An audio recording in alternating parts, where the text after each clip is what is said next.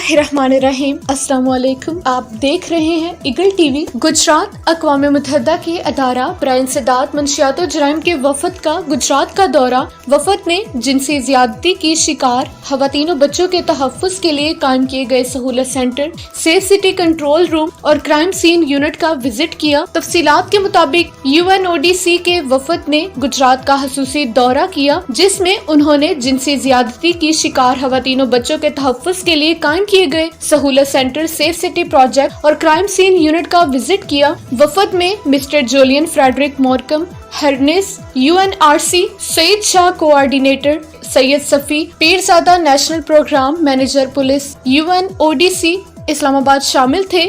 وفد کا گجرات پہنچنے پر SP investigation Ghulam Mustafa Gilani, PSO Imran Farooq سوہی، PRO Asad عباس، انچارج سہولت سینٹر میڈم فرزانہ اور انچارج کرائم سین یونٹ حسن عسکری نے استقبال کیا اور وفد کو جنسی زیادتی کی شکار خواتین اور بچوں کے تحفظ کے لیے قائم کیے گئے سہولت سینٹر کی ورکنگ اور متاثرہ خواتین اور بچوں کو دی جانے والی سہولیات سے متعلق بریف کیا۔